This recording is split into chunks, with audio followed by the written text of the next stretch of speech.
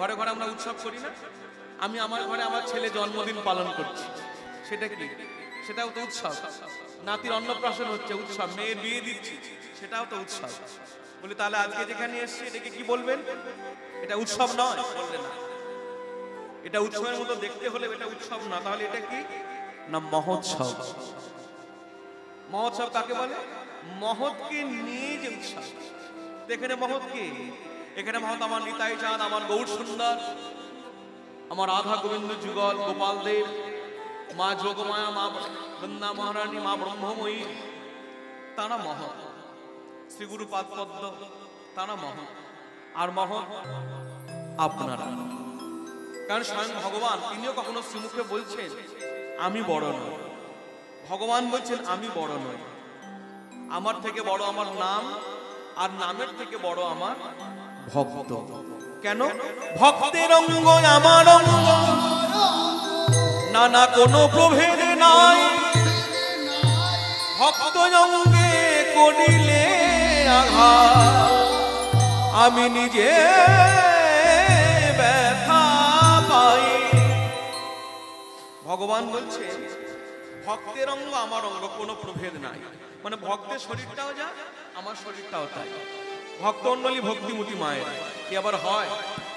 আমাদের শরীর যা ভগবানের শরীর আবার এক হয় নাকি? আমাদের তো রক্তহাড় মাংস দিয়ে তৈরি, এই দেহটা রক্তহাড় মাংস দিয়ে তৈরি। ভগবানের দেহটা রক্তহাড় মাংস দিয়ে তৈরি নয়। আমাদের যেমন রক্তহাড় মাংসের শরীর, ভগবানের শরীরও তৈরি হয়েছে তিনটি জিনিস দিয়ে। কি কি? সৎ, চিৎ আর আনন্দ। বলে প্রমাণ? বলে প্রমাণ ব্রহ্ম সংহিতা। স্বয়ং ভগবান ব্রহ্মা ভগবান শ্রীকৃষ্ণকে প্রণাম করছে।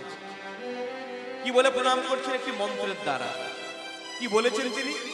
ঈশ্বর পরমে কৃষ্ণ সচ্চিদানন্দ বিগ্রহ, অনাদির আদি গোবিন্দ, সর্বকারণ কারণম। ঈশ্বর পরম কৃষ্ণ, যার পর হয়নি আর হবার নয়।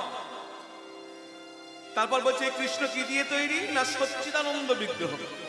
সৎ, চিৎ আর আনন্দের প্রকাশ যিনি, তিনি সচ্চিদানন্দ। তাহলে সেই ভগবান বলছেন আমার শরীরটাও যা, আর ভক্তের শরীরটাও তাই। কি করে হয়? তখন ভগবান একটি কথা বললেন। বলে ভক্ত যদি কায় মনোবাক্যে নিজেকে আমার চরণে সমর্পিত করে, তখন আমি আমারই শরীরটা ওই ভক্তের শরীরের সঙ্গে মিশিয়ে নিতাই গৌর প্রেমানন্দ হরি। বলে আমার থেকে আমার ভক্তের মহিমা বড়। বেশ, আমার থেকে আমার নাম বড়, নামের থেকে ভক্ত বড়। কেন? আজ ভক্ত আছে বলি ঘরে ঘরে আজও নামরূপী ব্রহ্মের সেবা হয়। আজও ভক্ত আছে বলে নাম দিকে দিকে প্রচারিত হয়। আজও ভক্ত আছে বলে নামের এত কদর, নামের এত আদর। তাই আসুন, বিভিন্ন ভক্ত সমাগমে আমারও হরিকথা বলবার সুযোগ হলো।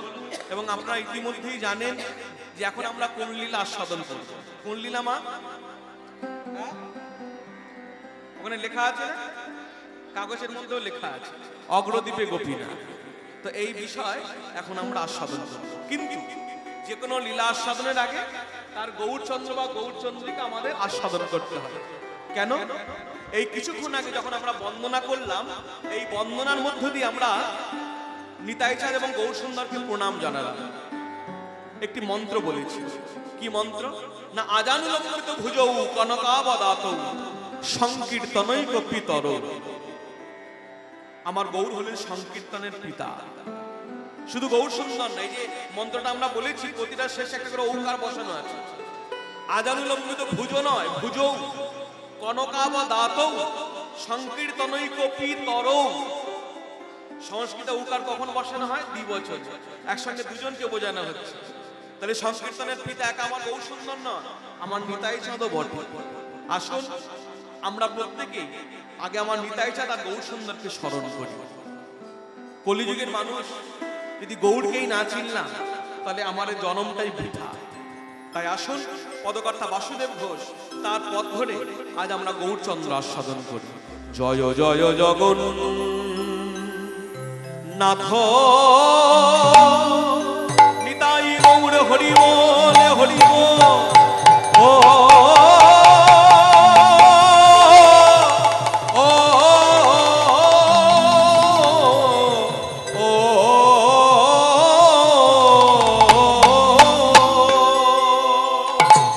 জয় জয় জগন্নাথ ও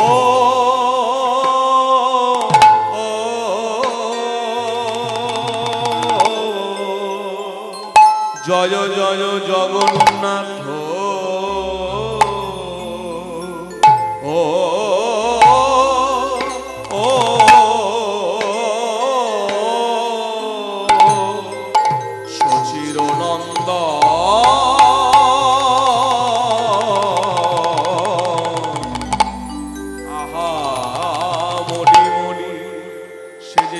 নদিয়া নাগর নদিয়া বিহারী গো জয় জয় জয় জয় জগন্নাথ ও ও জগন্নাথ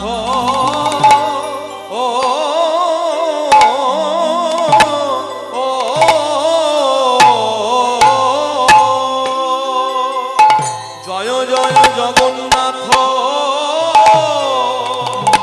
ও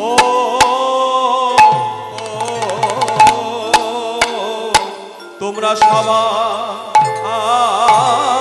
মিলে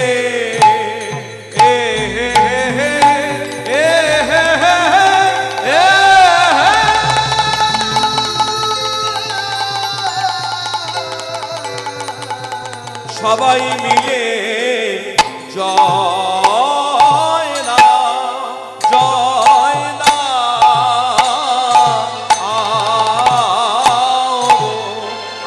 আহামরি জয় ও জয় জয় রাম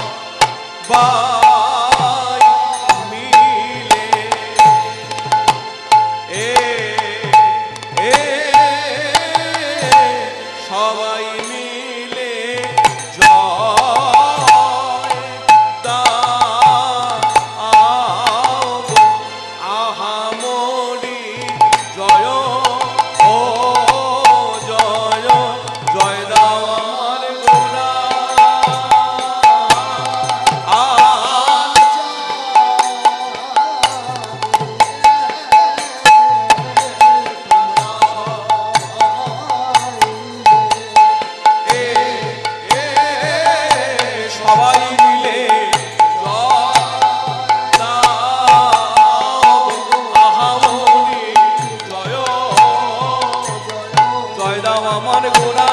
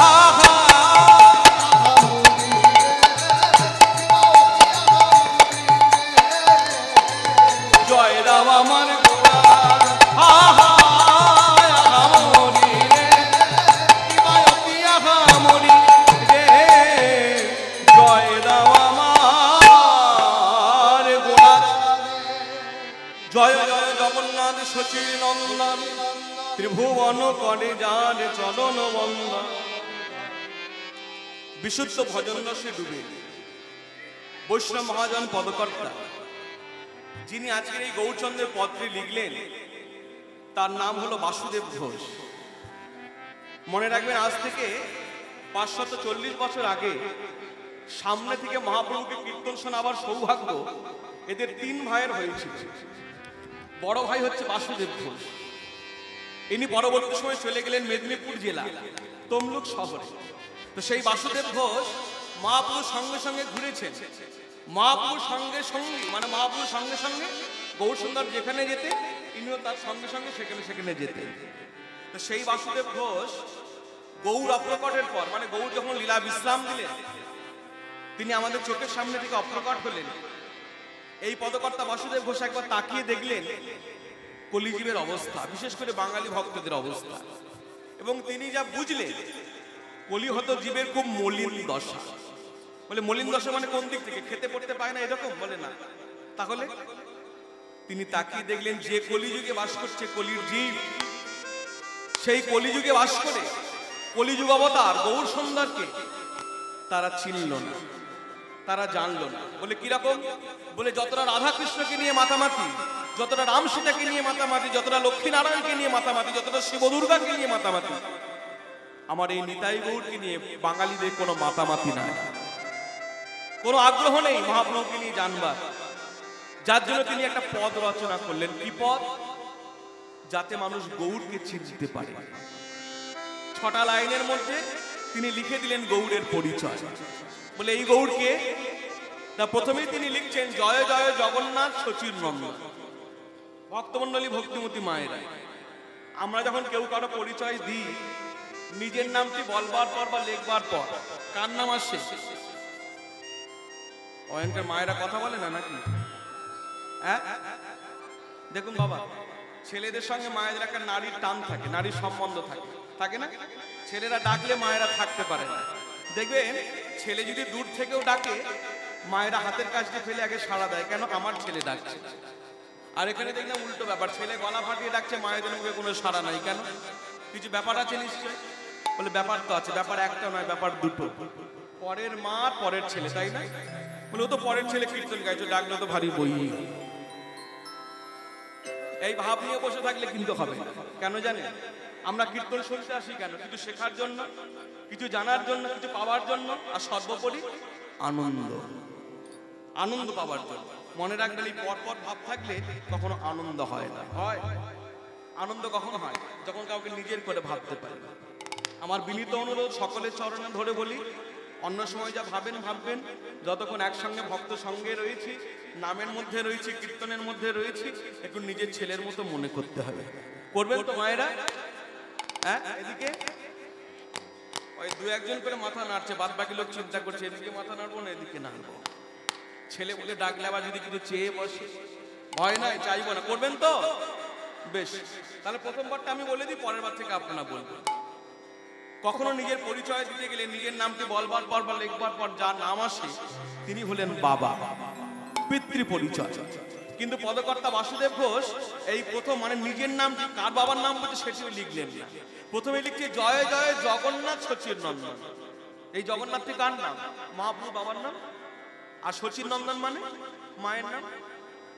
এইবার দ্বিতীয় লাইন তিনি লিখছেন ত্রিভুবন করে যার চরণ বন্দন। ত্রিভুবন মানে স্বর্গমর্ত পাতাল। বলে শুধু স্বর্গমর্ত পাতাল নয়, অনন্ত কোটি বিশ্ব ব্রহ্মাণ্ড যে চরণ ধ্যান করে, যে চরণ পূজা করে, যে চরণ স্মরণ করে, তাই হলো আমার নিতাই গৌর পাদ পদ্ম, নিতাই গৌর হরি হরি। তারপর তিনি লিখলেন এই গৌর কে জানো? ওহে কলিহত জীব, খুব মন দিয়ে শোনো।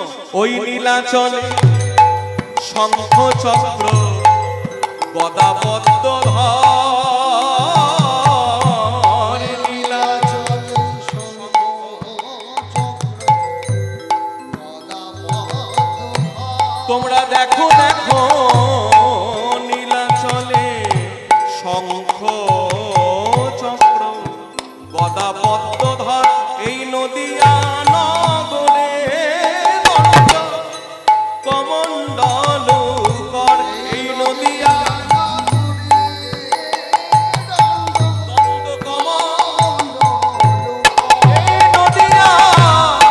নগরে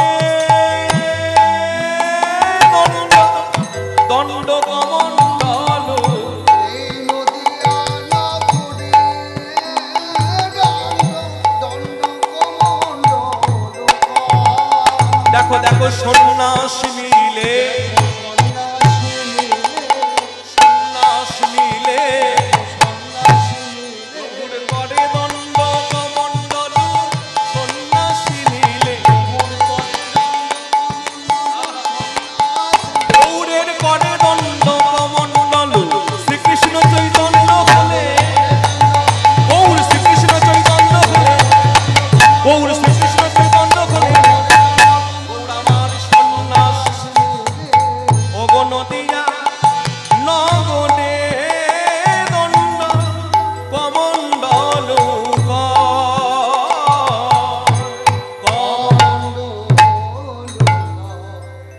এবার একটু ব্যাখ্যা করে বলি কি লিখলো নীলাচলে শঙ্খচক্র গদা পদ্মধর বাদিকটা সরিয়ে দাও বাবা অনেকটা সরিয়ে দাও নীলাচল শঙ্খচক্র নীলাচল মানে কোন জায়গা মা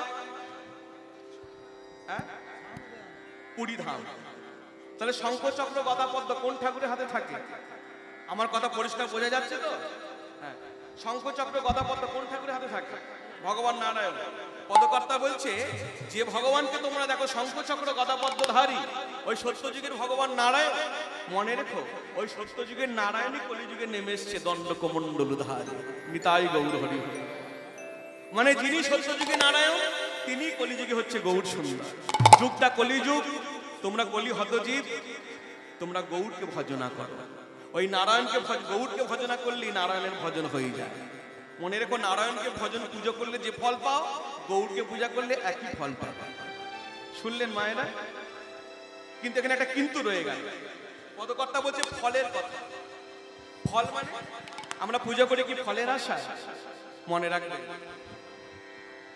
এই কিছুদিন আগে কিছুদিন মানে প্রায় 1 বছর হতে চললো এই লক্ষ্মী পুজোর সময় আমি গেছি একজনের বাড়ি কীর্তন করতে তো যে বাড়িতে বসতে দিয়েছে সেই বাড়িতে লক্ষ্মী পূজা হচ্ছে খুব মন দিয়ে শুনুন মায়েরা আপনাদের খুব ভালো লাগবে তা লক্ষ্মী পুজো হয়ে গেল ঠাকুর মশাই চলে গেল দেখি ওই বাড়ির মা মানে যিনি আমাদের আদর আপ্যায়ন করছিলেন ওই মা লক্ষ্মীর ঘটের সামনে প্রায় মিনিট 5-7 হবে পড়ে রয়েছে মানে প্রণামের ভঙ্গিতে তা যখন উঠলো আমার মনে মনে খুব কৌতূহল হলো আমি ডেকে জিজ্ঞেস করলাম আচ্ছা মা এই 5-7 মিনিট ধরে কি প্রণাম করলে বলে হ্যাঁ বাবা প্রণাম করলাম তাহলে আপনি বিড়বিড় করে কিছু বলছিলেন না বলে ওসব আপনাকে শুনতে হবে আমি বলুন না আমাকেও 10-এর মাঝখানে যেতে হয় অনেক রকম প্রশ্ন করে আপনি কি বলছিলেন শুনলে হয়তো আমার উপকারে লাগতে পারে বলছে বলবো বাবা শুনুন তাহলে প্রথমত মা লক্ষ্মীকে প্রণাম করে বললাম নারায়ণকে প্রণাম করে বললাম ঠাকুর এই গরমের দিন একতলা ঘরে আর থাকতে পারি না এই বাড়িটা একটু দোতলা করে দিও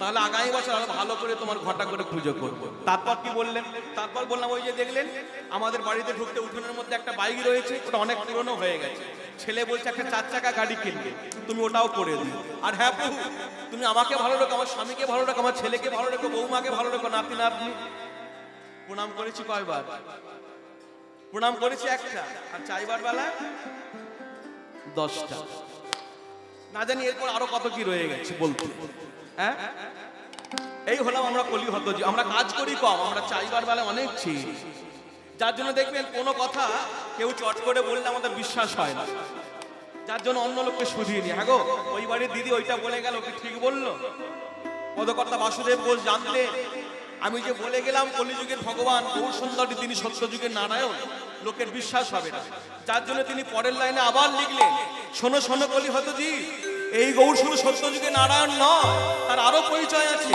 কেহ বলে পুরাবেতে পূর্বে আমার আমার প্রাণে গৌর রাবণ বধিলা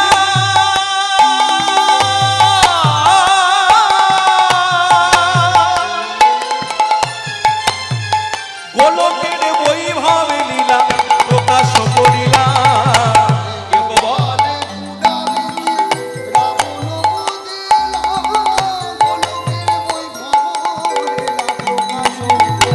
তাকে কেহ বলে পুরাবেতে সেই ত্রেতা যুগ রাম অবতারে আমার আমার প্রাণ গৌর রাবণ বধিলা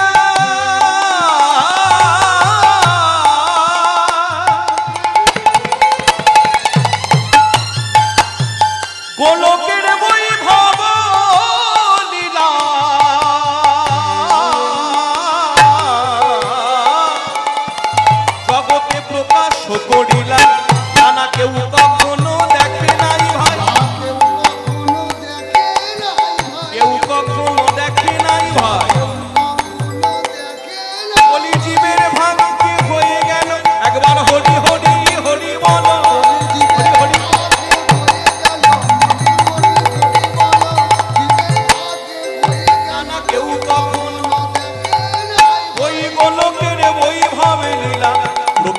করিলাম।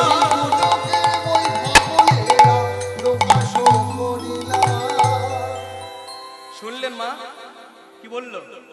কিছুক্ষণ আগে বলছে এই গৌরী সত্য যুগে নারায়ণ, আবার এখন কি বলছে? এই গৌরী ত্রেতা যুগে শ্রীরামচন্দ্র। তাহলে বুঝতে পারছেন আমরা কোথায় বাস করছি? এই জন্য শাস্ত্রে লেখা হয়েছে, পদাবলীর মধ্যে লেখা হয়েছে, ধন্য কলিযুগ ধন্য চৈতন্য অবতার। এই গৌর সুন্দর হয়নি আর হবার নয়, কোনো কালে হয়নি, কোনো যুগে হয়নি। একটু তার তত্ত্ব ঘাঁটলে জানা যায়, শাস্ত্র ঘাঁটলে জানা যায়, এই নিয়ে কলিযুগ চলছে 28 বার। এটা 28 নম্বর কলিযুগ। বলে তাহলে এর আগে কি 27টা কলিযুগ হয়ে গেছে? বলছে হ্যাঁ, কিন্তু কোন কলিযুগে গৌর অবতার হয়নি, এবং কোন কলিযুগকে ধন্য কলিযুগও বলা হয়নি। শুধু কলিযুগ কেন, সত্যযুগেতে এত সত্যের প্রাদুর্ভাব। ভগবানের 4টি অবতার হলো সত্যযুগ। কখনো কাউকে বলতে শুনেছি ধন্য সত্যযুগ? কি কেউ বলে ধন্য সত্যযুগ? কখনো কাউকে বলতে শুনেছি ধন্য ত্রেতা যুগ? কখনো কাউকে বলতে শুনেছি ধন্য দাপর যুগ? বলছে না। একমাত্র ব্যতিক্রম এই কলিযুগ, ধন্য কলিযুগ, গৌর অবতার। কিন্তু খুব দুঃখের বিষয়, দুঃখের সঙ্গেই বলি, সেই ধন্য কলিযুগে বাস করে যার জন্য কলিযুগ ধন্য হলো, সেই গৌরকে আজ আমরা অনেকে চিনি না, এবং চেনবার কোনো ইচ্ছা মাত্র নেই আমাদের। আপনি এখন কথাটা শুনে যান, আগামীকাল নাও সময় পেলে পরশুদিন আমার কথাটা নিয়ে একটু ভাববেন। আমি যখন প্রতিটি হরিসভায় যাই, আমি অনেককে জিজ্ঞেস করে দেখি। যেমন আজও যদি আপনি আপনাদের জিজ্ঞেস করি, আচ্ছা বলুন তো মা, গৌরের জন্মদিন কবে?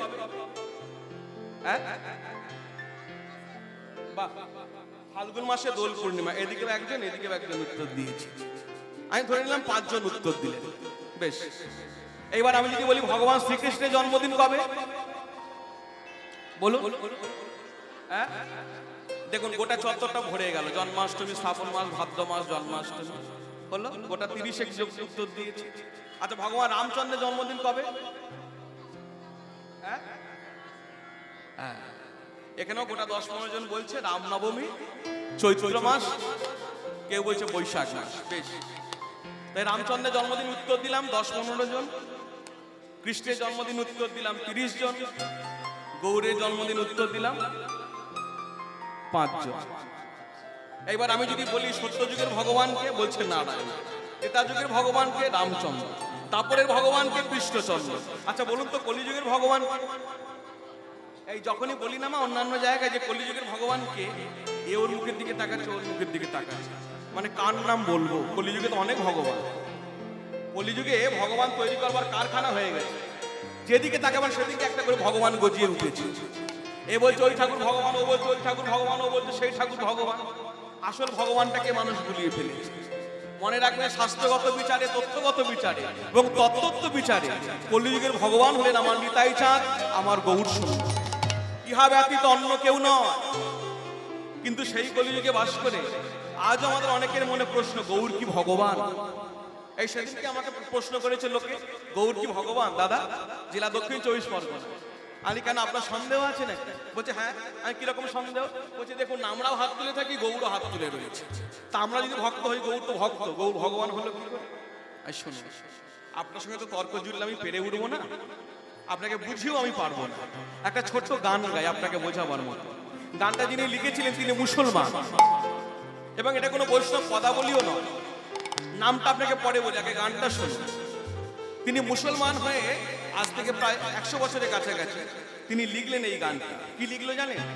আমার আপনার মতো মূর্খ জীবকে শিক্ষা দিয়ে বললো, ভাই তোমরা পথে কি দেখলে যেতে আমার গৌর ভগবানে, পথে কি দেখলে যেতে আমার গৌর ভগবানে, পথে কি দেখলে যেতে আমার গৌর ভগবানে, পথে কি দেখলে যেতে আমার গৌর ভগবানে। নানা জানে কোলে যায় না দাওয়া, কোলে দেয় সে ডেকে তারে, নানা জানে কোলে যায় না দাওয়া, কোলে দেয় সে ডেকে তারে, পথে কি দেখলে যেতে আমার গৌর ভগবানে,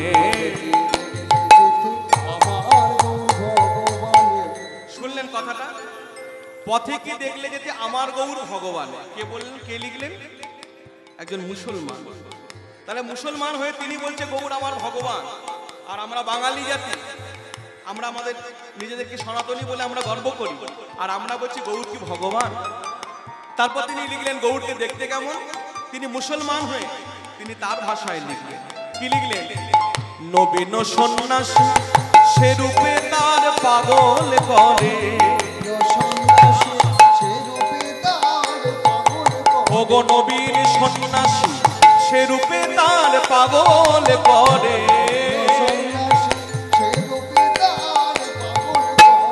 আখির ঝিনুকে তার অবিরল মুক্তা ঝরে, ওগো আখির ঝিনুকে তার অবিরল মুক্তা ঝরে। তোমরা পথে কি দেখলে যেতে আমার গৌর ভগবান,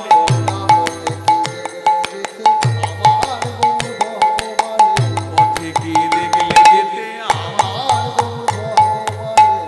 একবার বললে হরি যাই নিয়ে সে ভব পারে,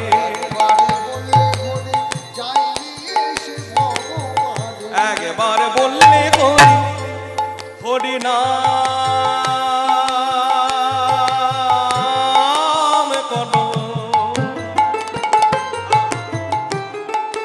হরি নাম করো, হরি নাম, হরি নাম প্রেমানন্দে গাও হরি নাম, একবার বললে হরি যাই নিয়ে শুধু একবার বললে। দেখুন আমি নয় নয় করে 3-4 বার বলে ফেললাম যে একবার বললে হরি যাই নিয়ে এসে ভব পার। আপনারা তো একবার দূরের কথা, কেউ তো আধখানাও বললেন না হরি বল, আপনাদের কি ইচ্ছা নেই বলবার? হ্যাঁ, নাকি দুপুর বেলা বলে বলছেন? তাহলে একবার যদি ইচ্ছা থাকে তাহলে একবার আমার সঙ্গে বলুন, একবার বললে নিতাই গৌর হরি বল, হরি হরি বল, হরি হরি বল, হরি নাম,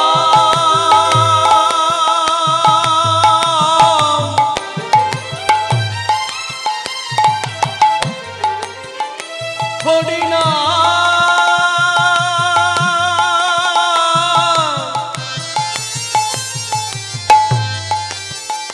হরি নাম,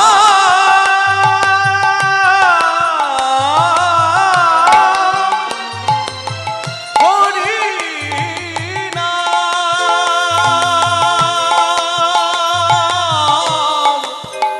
হরি নাম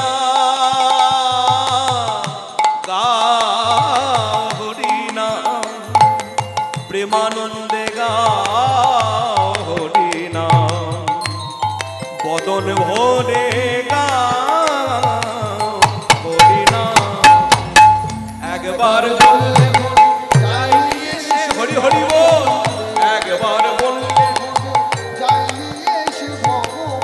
যারে কোলে যায় না দাওয়া কোলে দেয় সে ডেকে তারে, যারে কোলে যায় না তোমরা পথে কি দেখলে যেতে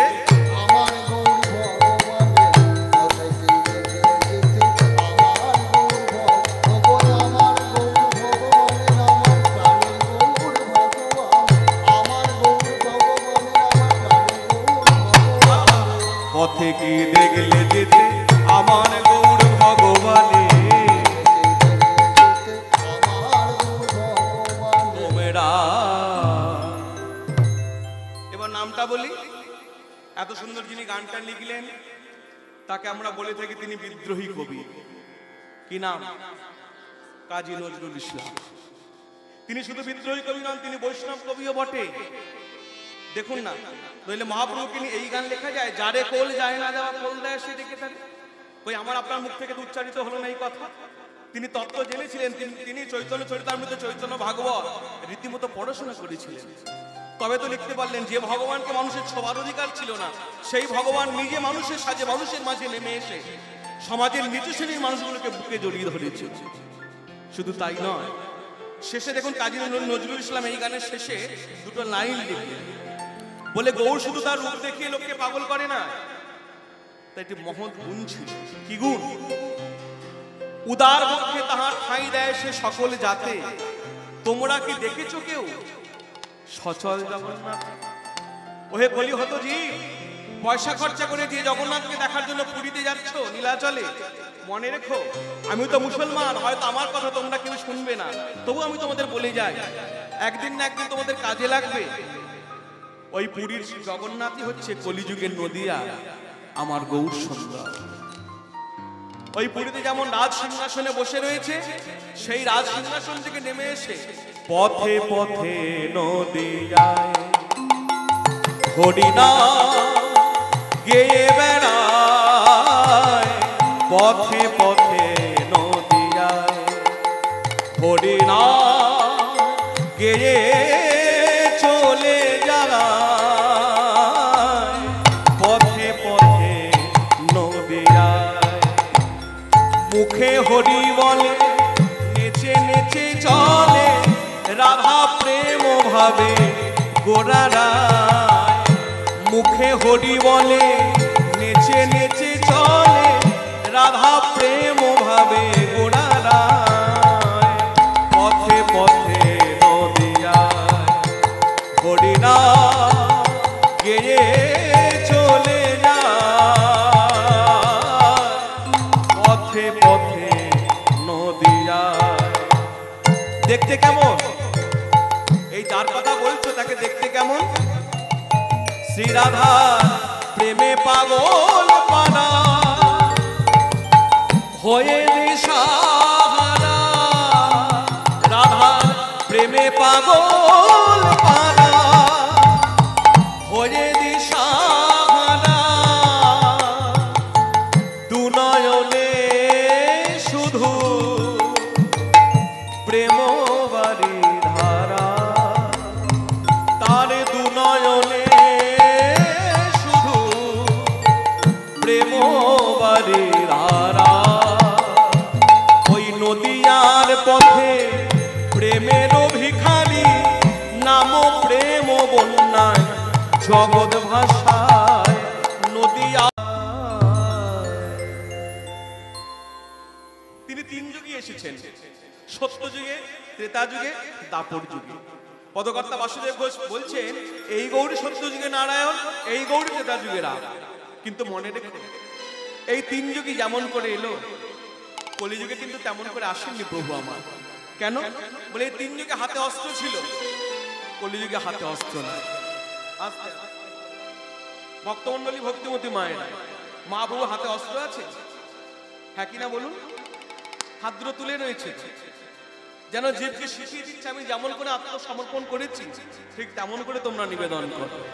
যার জন্য শাস্ত্রে বললো রাম আদি অবতারে ক্রোধে নানা অস্ত্র ধরে, কত অসুরের করিল সংহার, এবে অস্ত্র না ধরিল প্রাণে কার না মারিল, হরি নাম প্রেমে চিত্ত শুদ্ধ করিল সবার। শুনছেন মায়েরা কি বললো বলুন তো?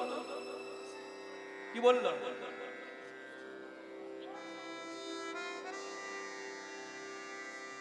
আস্তে আস্তে কি বলছে মায়েরা? আপনারা শুনছেন তো? হ্যাঁ, এই একটাই সময় পেয়েছি ভালো, 2টো থেকে 6টা, আগামীকাল আবার 6টা থেকে 10টা। কাউকে পাবো না, আপনারাও পাবেন না আমাকে, আমিও আপনাদের পাবো না। খুব মন দিয়ে শুনুন। হরি হরি বল। কি যেন বলছিলাম, গুলিয়ে গেল। কি বলছিলাম না? অস্ত্র ধরেনি, খালি হাতে এসেছে। রাম আদি অবতারে ক্রোধে নানা অস্ত্র ধরে কত অসুরের করিল সংহার, এবে অস্ত্র না ধরিল প্রাণে কারেও না মারিল, হরি নাম দিয়ে চিত্ত শুদ্ধ।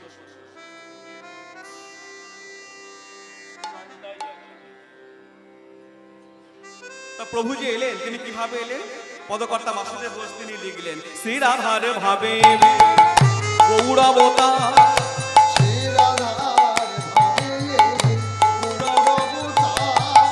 রাধার ভাবে গৌরবতার, শ্রী রাধার গৌরবতার, হরে কৃষ্ণ মহামন্ত্র নাম করিলেন প্রচার,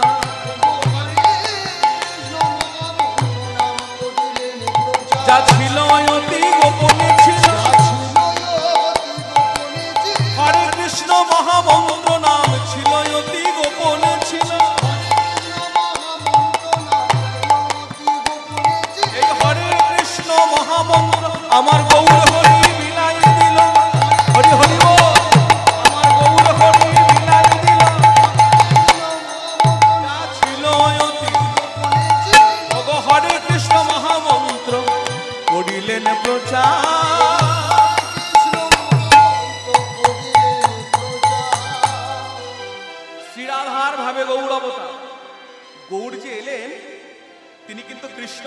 এলেন না, তাহলে রাধা ভাব কান্তি ধরি, রাধা প্রেমে গুরু করি, নদিয়াতে করল উদয়।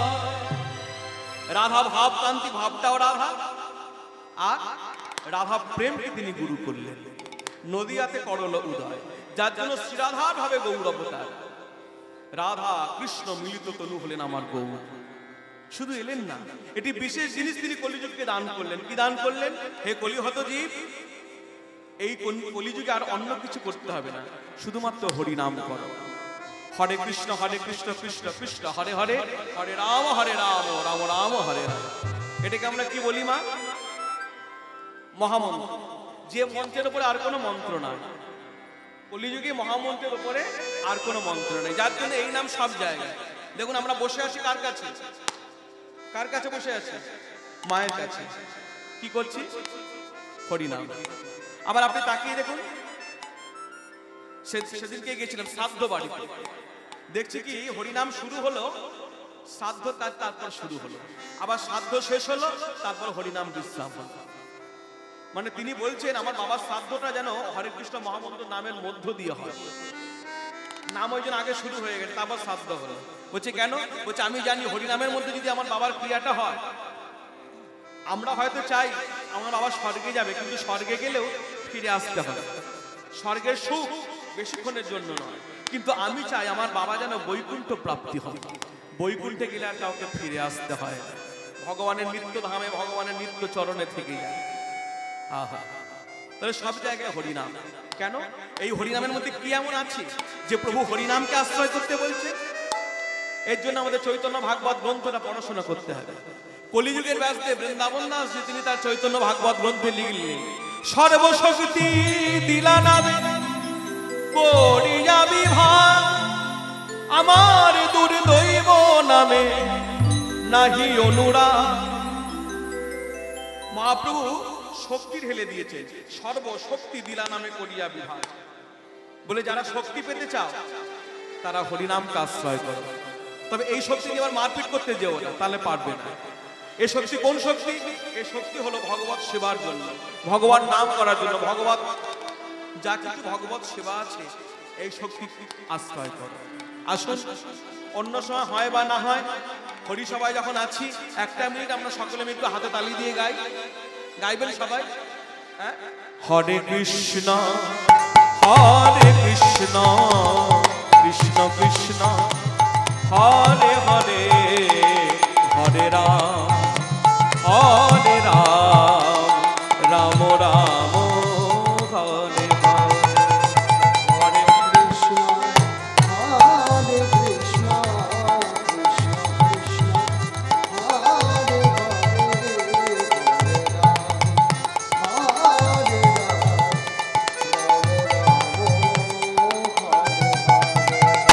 হরে, হরে কৃষ্ণ কৃষ্ণ কৃষ্ণ হরে হরে, হরে রাম রাম রাম হরে হরে। হরে কৃষ্ণ কৃষ্ণ কৃষ্ণ হরে হরে, হরে রাম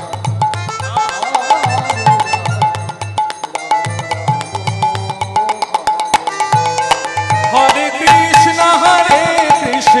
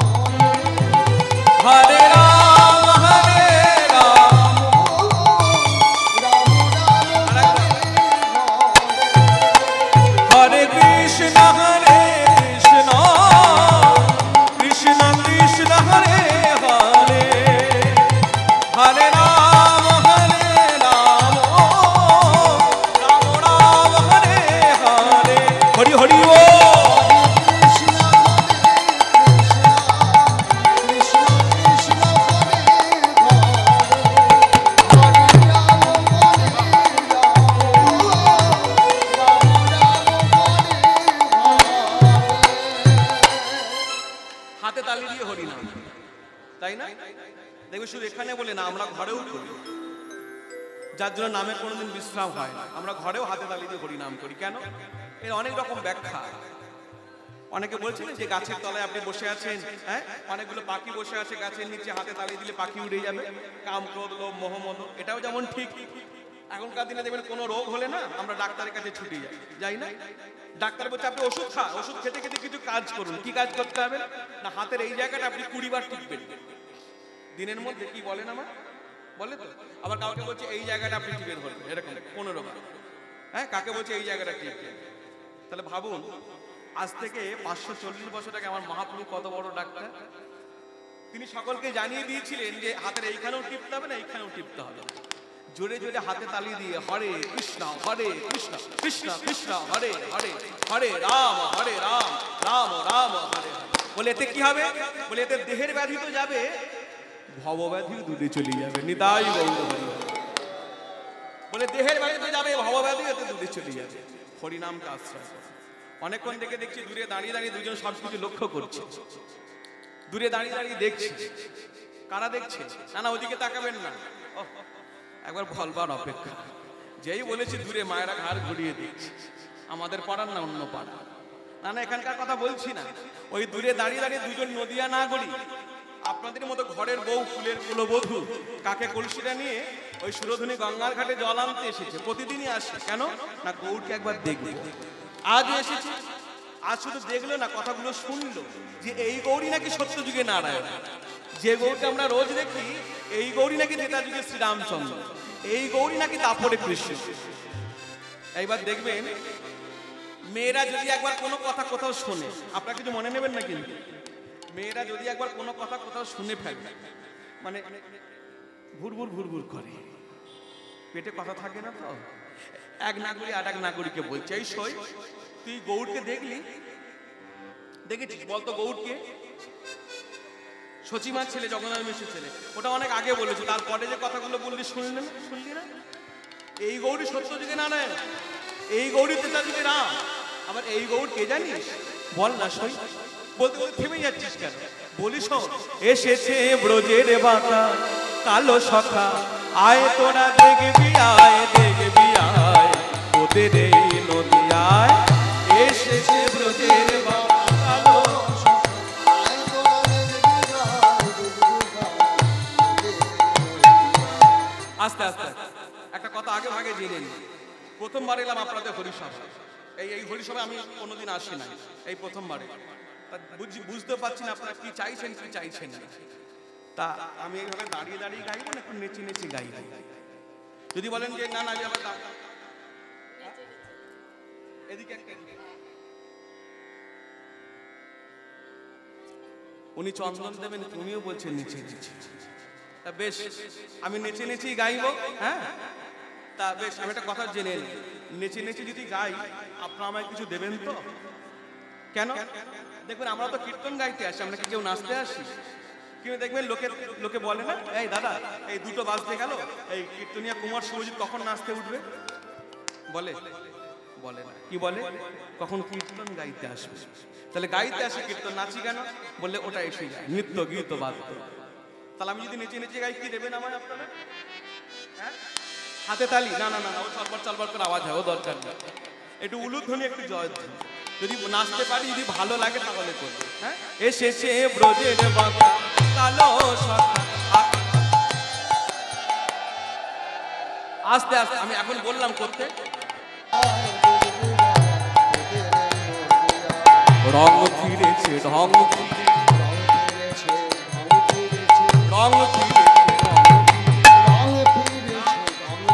নানা তার কালো বরণ, তার কালো বরণ চেনা দায় তোদের এই নদিয়া এসেছে ব্রজের বাতা কালো সখা, আয় তোরা দেখবি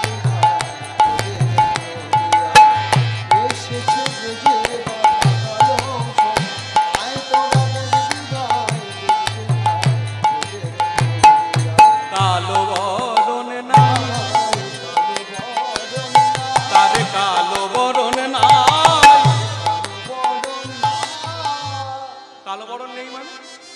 ওই তো বৃন্দাবনে কৃষ্ণ গৌর হয়ে এলো, ছিল বৃন্দাবনে, এলো নবদ্বীপে, ছিল কৃষ্ণ, হলো গৌর।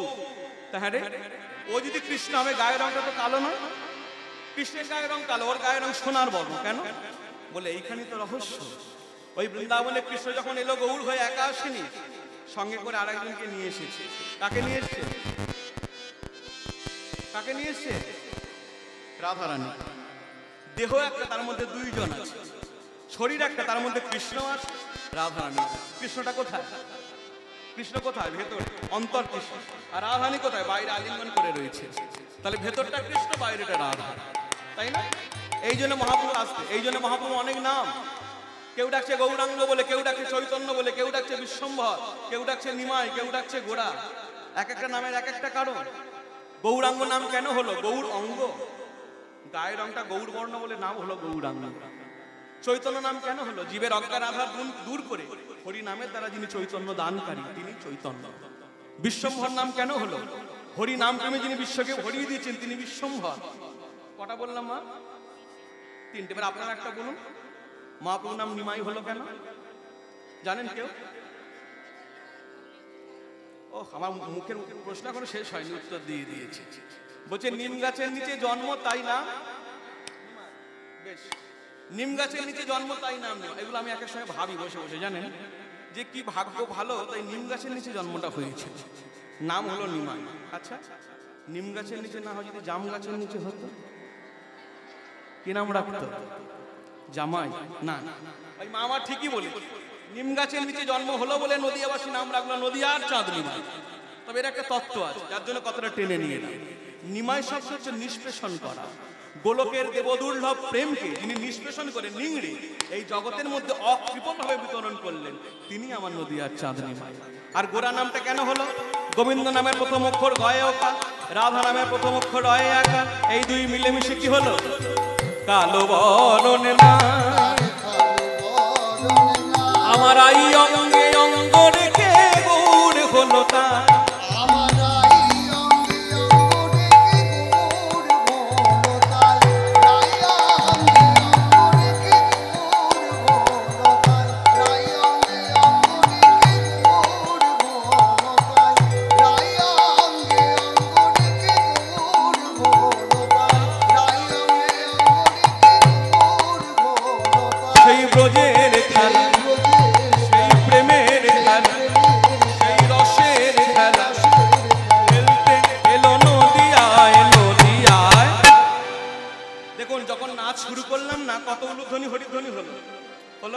আর যখন নাচছি তখন মনে হচ্ছে একটু কমে গেল।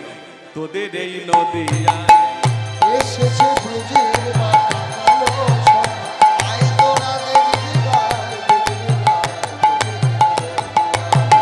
এসেছে ব্রজের মাথা কালো, আয় তোরা দেখবি গায়, ঋণী হয়েছে তাই হাতের বাঁশি কেড়ে লয়ে বিদায় দিয়েছে, তার হাতের বাঁশি কেড়ে লয়ে বিদায় দিয়েছে। বাঁশি নেই নাম সাধবে কৃষ্ণ, বাঁশি নেই নাম সাধবে, তার বাঁশি নেই নাম গাইবে কৃষ্ণ, বাঁশি নেই নাম গাইবে, ওগো বদনে তাই হরি নাম গায়। এত সুন্দর পদটা যিনি লিখলেন তার কথা বলবো না? কে লিখলেন? বিশ্বরূপে কয় হরি হরি বল, বিশ্বরূপে কয় রাই অঙ্গে অঙ্গ ঢেকে রঙ্গ করা নয়।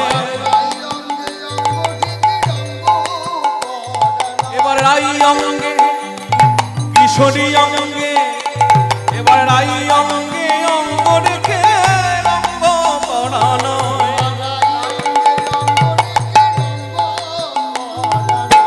পাপি তাপি উদ্ধারি, এবার পাপি তাপি উদ্ধার।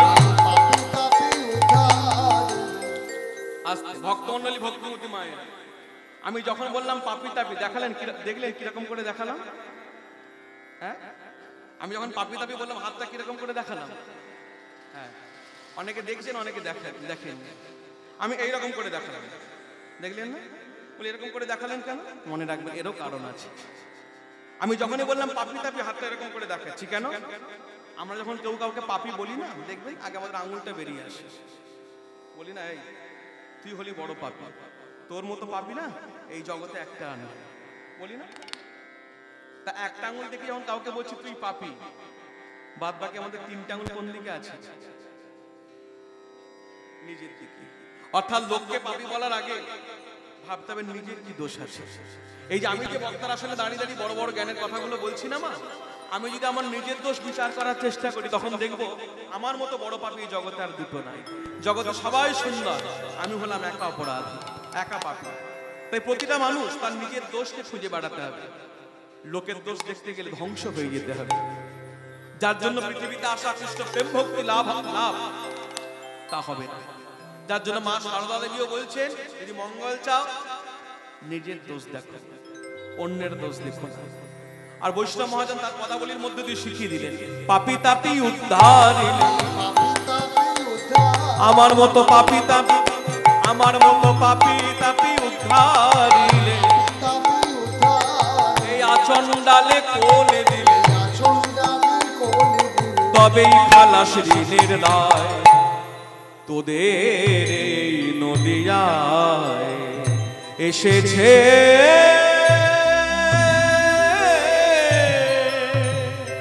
ব্রজের মাতা সেই কালো সখা দেখবি আয়, তোদের এই নদিয়ায়, তোদের এই নদিয়ায়। সেই বৃন্দাবনে রাধা কৃষ্ণ, যে রাধা কৃষ্ণ ছিল ওই বৃন্দাবনে কখনো পাশাপাশি কখনো বা মুখোমুখি, এবে কলিজীবের ভাগ্যে সেই রাধা কৃষ্ণ হলো একবারে মাখামাখি তনু আমার গৌর কিশোর শ্রী রাধারে ভাবে এবে গৌরবতার, হরে কৃষ্ণ মহামন্ত্র নাম করিলেন প্রচার, হরি হরি বল।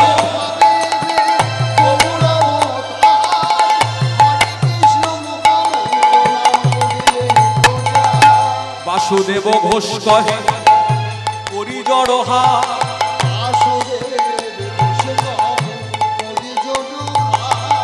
দেখুন যিনি গৌর পার্ষদ, যিনি এতক্ষণ ধরে পদ রচনা করলেন, যিনি মহাপুরুষ সঙ্গে থেকেছেন, তিন যুগের কথাটা বললেন, এইবার তিনি নিজের কথাটা বলছেন।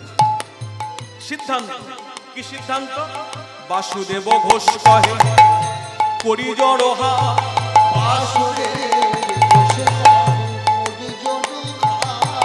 যেই গৌর সেই কৃষ্ণ সেই জগন্নাথ,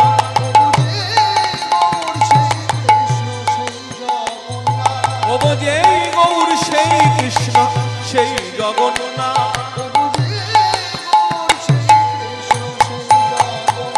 আমার জগন্নাথ এলেন সাগর তীরে, জগন্নাথ এলেন সাগর তীরে, কৃষ্ণের লীলা যমুনার তটে জগন্নাথ এলেন সাগর,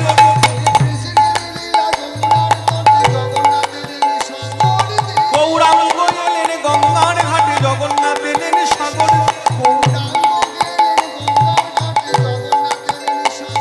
এই তিন তত্ত্ব একই বটে বৈষ্ণব কবি বাসুধোষী রটে, হরি বল। বৈষ্ণব কবি বাসুধোষী রটে, আমার জগন্নাথ এলে যেই গৌর সেই কৃষ্ণ সেই জগন্নাথ।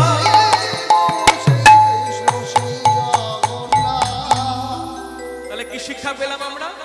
বাসুদেব ঘোষ কহে করি জোড়হাত, যেই গৌর সেই কৃষ্ণ সেই জগন্নাথ, একই তত্ত্ব, কোনো ভেদ নাই। এই গৌরকে ভজলে জগন্নাথকে ভজা হয়ে যায়, গৌরকে পূজা করলে নারায়ণের পূজা হয়ে যায়। তাহলে যুগটা কলিযুগ, আমাদের নিতাই চাঁদকে গৌর সুন্দরকে প্রাণ দিয়ে ভালোবাসতে হবে। আসুন এই তত্ত্বকে মর্যাদা দিয়ে আমরা এইখানেই গৌরচন্দ্রের বিশ্রাম রাখবো, রেখে আমরা আমাদের আলোচ্য লীলা প্রসঙ্গ আমরা আস্বাদন করবো। হ্যাঁ,